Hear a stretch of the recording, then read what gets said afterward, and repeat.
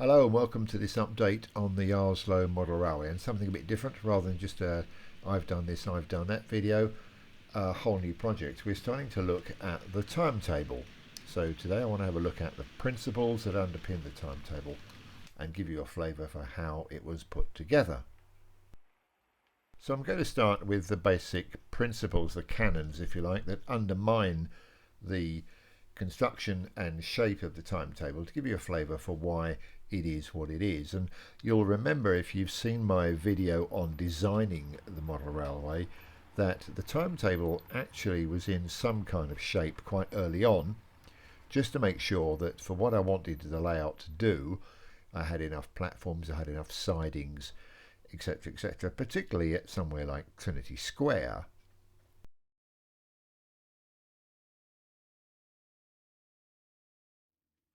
The operating schedule is actually a sequence of trains, not a timetable. I want formality of the operation, that is, not just running trains whenever I feel like it, but I don't want the pressure of a clock. I also need to have a degree of flexibility to run a day's working over a number of operating sessions. The trains will have times, because I think the 2:20 p.m. down stopping train sounds better than simply train number 45.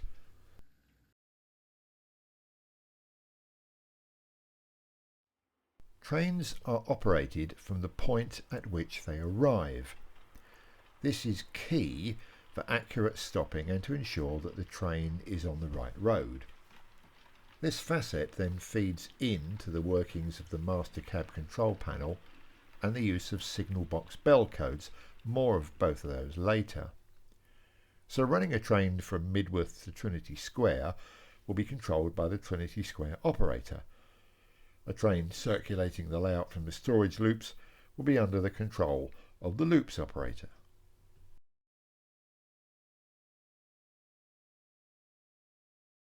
As you all know, Yarslow was designed by me for me, and within that brief was the requirement that the layout could be operated single-handedly.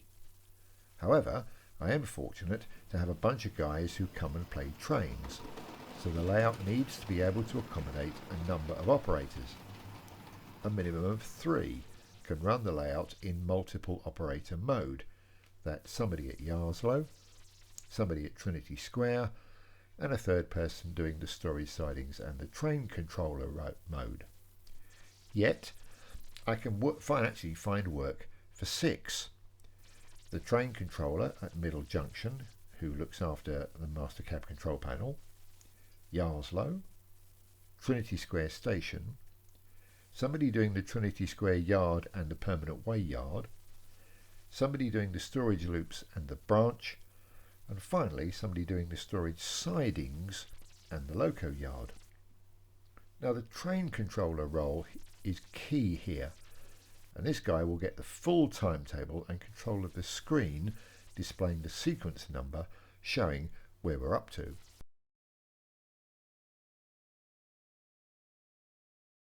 The timetable doesn't actually show every train that runs during a day, only a representation of the trains that run.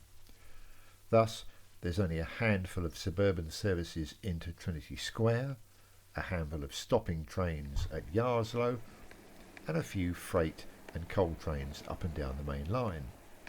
There's actually only 3 branch passenger trains each day. And I've done this to ensure that the operating sequence doesn't simply take forever to get through a single day.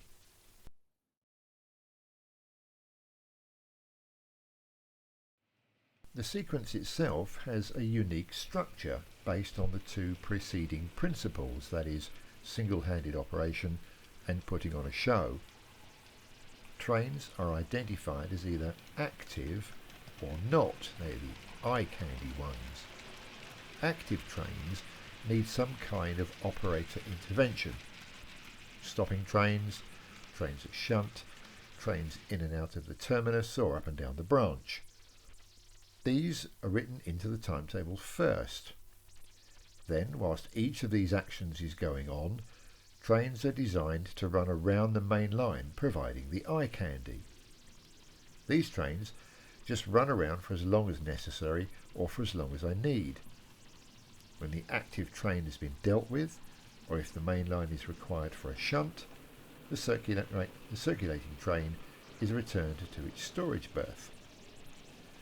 The eye candy trains comprise 28 of the 34 trains in the storage loops, so there's lots of choice.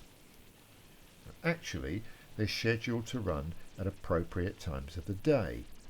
Coal trains early in the morning, business expresses mid-morning, and later in the afternoon.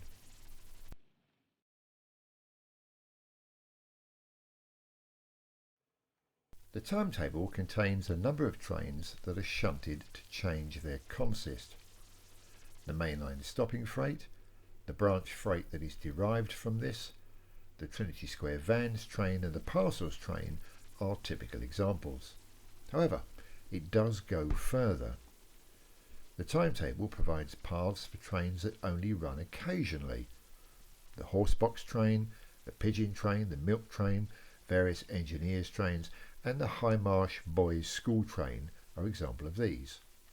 Incidentally, a few more are planned, including a relief working for an express, a breakdown crane, and perhaps a seasonal extra freight. A random card system will determine which trains will run and what routes they'll take in those instances where multiple routes are available. On some days, more than one of these occasional trains will run, whilst on other days, none of them will run. Within the timetable itself, there are weekday trains and Saturday-only trains. The weekday and Saturday-only expresses run as suggested, and they are different trains. At Trinity Square, the office workers leave at lunchtime on Saturday, so there are Saturday-only trains to get them home around lunchtime, and the afternoon suburban services are weekday only. Furthermore, whilst there are, for example, 3 coal trains in the sidings, the timetable only calls for 2. This means there's a rotation of coal trains with 2 out of the 3 running each day. For a lot of the Trinity Square trains, this means that there's a different carriage set and a different locomotive from one day to the next for the same train. And finally, the timetable provides for a weekday sequence, followed by another weekday, then a Saturday pattern and a Sunday pattern. So all of the above ensures that every operating session is different from the one before. So overall, the timetable sequence shows about 140 train movements, but do bear in mind that about 18 of these are optional occasional train paths, and another 30 or so are locomotive movements to and from loco sheds. Some trains run on weekdays or Saturdays only, and a few of them are shunt moves. So in reality, only about 70 trains actually move over the course of a typical day. Of these, about half are eye candy, so the actual work done by operators outside of the storage loops is fairly manageable. The timetable is built up in a number of sections: Midworth to Trinity Square, the branch, mainline active, and so on and so forth. As the bits are proved to be workable, the sequence is written up onto 8 by 5 inch cards. Each operator who's involved with the train has a card, so most trains therefore have 2, but in some cases where a train runs from storage to storage via Yarslow, there are 3 cards. These cards set out everything an operator needs to do when running the train, except obviously quoting point and signal lever numbers, and it includes the settings required at the master cab control panel. I'm hoping that an old laptop will display the current sequence number with an overview of the train involved on a screen at the end of the shed, somewhere near to the CCTV screen. The train controller role will have the ultimate control of this screen. When several operators are present, communication between them will be important. The layout won't have block instruments, but communication between operators will be by signal box bell code. The usual BR codes for a 1960 will be used, with a few extras. Trains will be offered using the correct bell codes, and then the 2 beats train entering section message will be sent by the sending box to indicate that the master cab control panel has allocated the correct track sections and that the train is ready to depart. Remembering that the train is under the control of the destination controller, this guy will then acknowledge the code and apply power. When he can see the train is in his section, he sends 2-1, train out of section, back to the sender, indicating that the sending box can have control of his tracks back. This is not the exact correct use of these codes, but it's close enough, and it will serve the layout well. A couple of additional codes will be used, including 334 and 111. The former, 334, actually means train at a stand. In real life it stopped. And I'm going to use it to be used by the sending operator to indicate that after the acknowledgement of 2, train entering section, he expects the train to depart.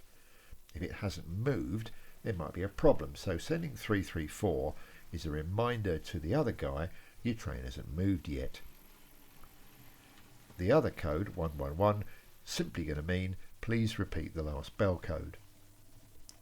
The emergency codes like obstruction danger and stop train and examine aren't going to be used.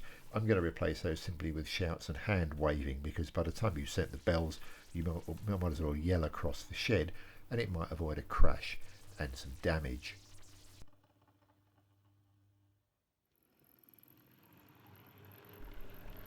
So that's the basics of the timetable for the Yarslow Model Railway. It's clearly a subject I'm going to come back to. I'll show you a few bits as they get written and how it looks on the layout. In the meantime, stay safe and I'll see you soon.